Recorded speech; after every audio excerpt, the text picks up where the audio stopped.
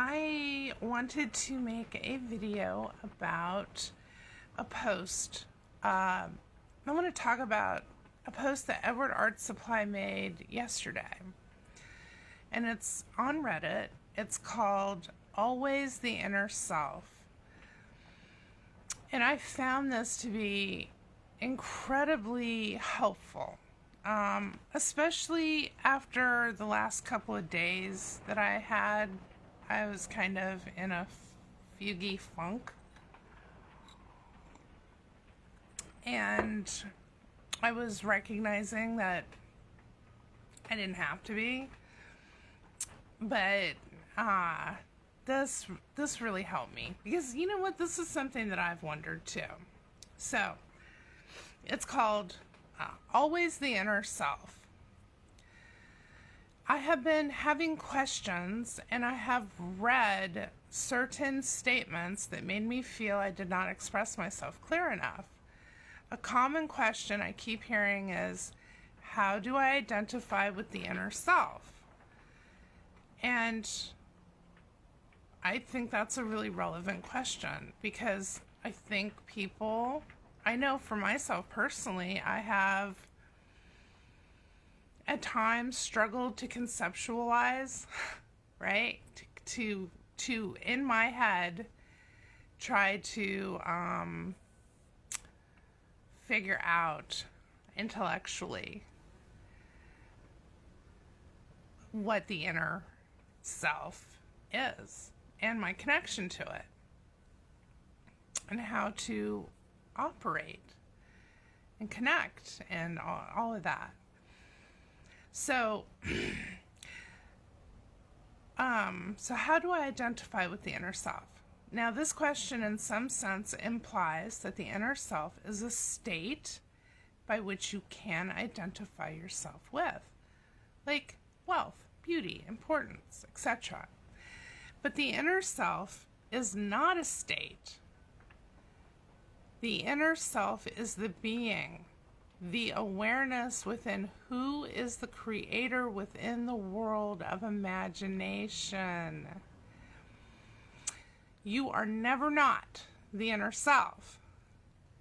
You can't be anything but I am. You are aware of being something. You are the I am that precedes all states. So you don't become the inner self. Well, one may say, but I do not feel like the inner self. How can I feel myself to be the inner self? This whole game is a game of remembrance. Like I said, you are never not the inner self. So when you feel that you are not the inner self, all that means is that you are forgetting you are. For you always are. How can you not be aware of being? And then he posts a quote from Neville. I am is a feeling of permanent awareness. The very center of consciousness is the feeling of I am. I may forget who I am, where I am, what I am, but I cannot forget that I am. The awareness of being remains regardless of the degree of forgetfulness of who, where, and what I am. I am is that which, amid unnumbered forms, is ever the same. This great discovery of cause reveals that, good or bad, man is actually the arbiter of his own fate, and that it is his concept of himself that determines the world in which he lives. And his concept of himself is his reactions to life. Neville. So Edward goes on to say, so when you are forgetting, you are identifying yourself with the state itself. You are not the state. You can't be. Right? And that's why when something unwanted in your experience happens, it doesn't feel good. It's because it's inherently not who you are or what you are. And that's your first clue. That's like your first powerful indicator that you've deviated and you have forgotten who you are. You are the I am. And that is powerful, right? That is powerful to remember and keep that in your awareness, in your attention, at least until you get to the point where it feels natural and you automatically just are tuned into that, right? So when you are forgetting, you are identifying yourself with the state itself. You are not that. You are not the state. You can't be. This means that you remember. Do it gently. Just close your eyes and feel that awareness of being. Walk around in your imagination. That is you. That's who you are. This is who you change only. So he goes on to say, look at yourself in third person and ask yourself, whose eyes are you looking through at yourself? I tell you, those eyes are the eyes of I am. You are aware of being who you are now. You fell in love with being who you are now. You forgot and accepted you were the state and the man, right? But now remember you are the I am. When man remembers he is the inner self, God and man become one. Yet they always were. It was just forgotten. So you do not have to become the inner self. You don't have to strive and struggle and make it so hard, right? It's like, sometimes I do that. Sometimes I make it so much harder than it has to be because I forget. But now I'm remembering.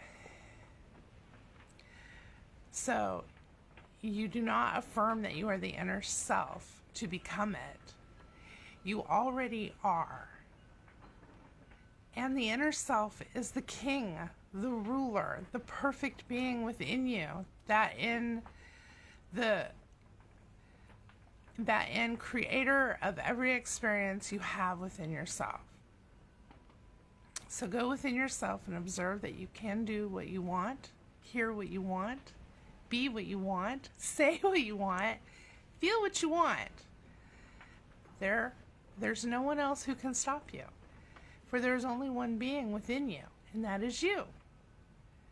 So all forwarded progress is done by the self. Stop thwarting and start walking as the new state. Because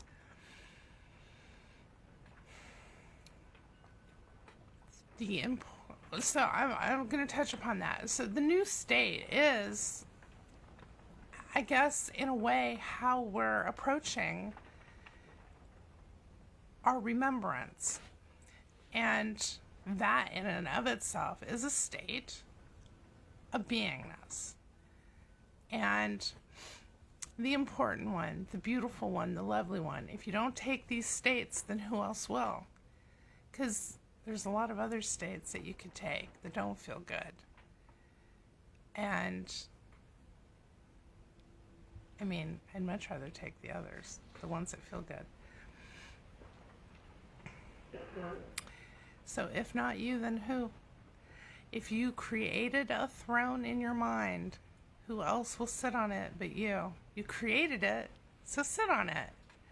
Expect the best thoughts and best experience within the world of imagination, where you, the inner self, can expect it and receive it. Expectancy is within. So what that tells me is that it just ties right back into there's nothing to change but the self. So expectancy begins within the imagination, within the unseen world, right? By you being who you are, your true beingness, right? And it's really the core foundation of this channel, is the art of beingness, is really just the art of remembrance, right? So that everything feels the way it's supposed to feel. Yeah, so I had written a little something about the I am.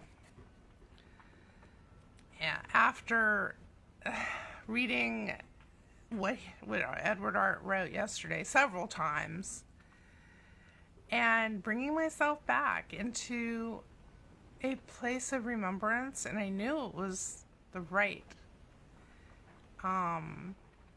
state or being, right place for me, was because of how I felt. I felt relieved. I felt the weight of all the other states lifted off of me, the states of distress and unrest. And when you have circular ruminating thoughts that don't feel good, those are absolute indicators, clues that the focus is not on the truth of you, which is the I am, right? So the I am is who you are in truth, fully so within the imagination. You are always the awareness behind your eyes, enjoying everything you observe is being observed through the I am consciousness or beingness of you, right? Your inner beingness is I am. As you go about your day, challenge any I am not thoughts with the balancing awareness and truth about self, yourself, and make I am statements to melt away the distractions. So giving yourself truth at each opportunity when an untruth or a distraction presents itself, and you know it by how it feels, right? Because immediately it doesn't feel good. As soon as you have a thought, an experience, a situation that does not feel good to you, don't abandon yourself. Remember who you are. You are sovereign. You are the creator. You are I am. And that changes everything. It changes your perspective. That changes how you're going to proceed, how you're going to respond, how you're going to feel. It changes everything. And we're playing a new game, right? Instead of playing the game of forgetting who we are, we're playing the game of knowing who we are, not remembering, but actually knowing and feeling who we are. In this practice, this is how we be fully in our beingness of I am. So I don't know if that is too much like wordy or whatever, but I'm gonna keep working, chipping away, and trying to make the message more and more clear and simple as it is, as I process it. But it's really that easy. It's so simple, and it's just a matter of being radically. That's just my husband. He's out there coughing. He's been chainsawing, and he's got a bunch of cruft in his lungs. But anyways, so that's what I wanted to get across today. It's very exciting. It's very liberating. Remember that this is more than remembering. This game is about knowing and getting into the true feel of the knowingness, of the beingness that is you, the I am. so much love. Thank you for listening. Thank you for showing up and being present.